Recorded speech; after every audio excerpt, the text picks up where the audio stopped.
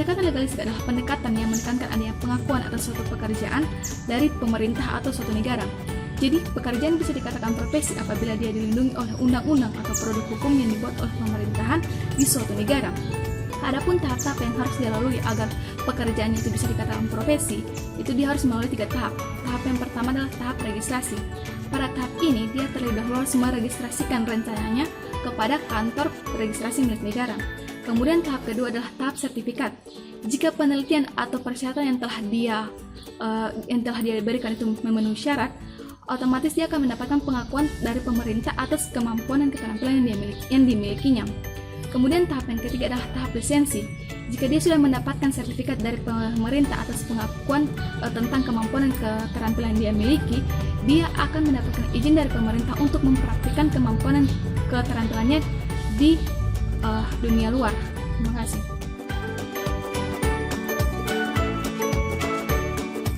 Sebelum masuk pada pengertian organisasi, saya akan menjelaskan dulu apa itu organisasi dan profesi menurut para ahli.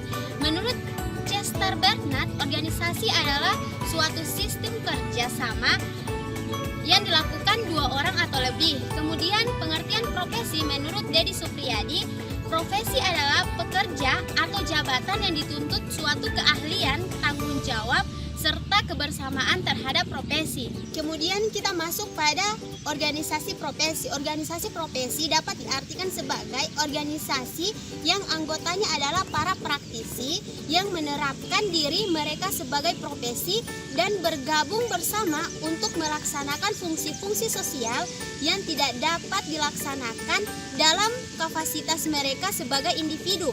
Kemudian organisasi profesi ini adalah suatu wadah tempat para anggota profesi tersebut menggabungkan diri dan mendapatkan perlindungan.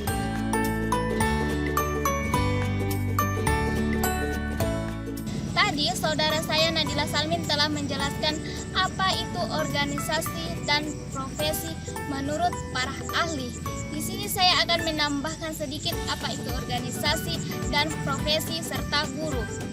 Organisasi yaitu sebuah wadah perkumpulan orang-orang yang memiliki tujuan bersama. Sedangkan profesi yaitu sebuah jabatan atau keahlian yang dimiliki oleh seseorang. Sedangkan guru yaitu tenaga pendidik atau pengajar.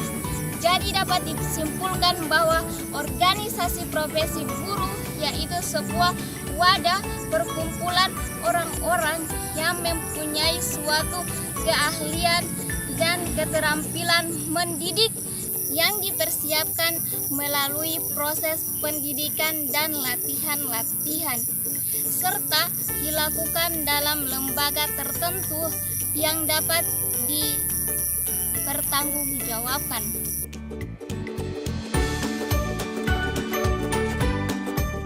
Tujuan dari organisasi profesi guru ini salah satunya adalah untuk mempertinggi sikap, kesadaran, mutu, dan kegiatan profesi guru, serta meningkatkan kesejahteraan guru. Dalam Peraturan Perundang-undangan Nomor 38 Tahun 1992, Pasal 61, dijelaskan ada 5 tujuan organisasi guru. Yang pertama itu meningkatkan dan mengembangkan karir anggotanya.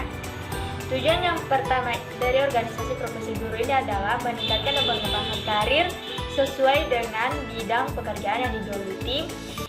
Kemudian karir yang dimaksud di sini adalah perwujudan diri seorang pengemban profesi yang secara bermakna baik bagi dirinya maupun bagi orang lain maupun lingkungannya melalui serangkaian kegiatan.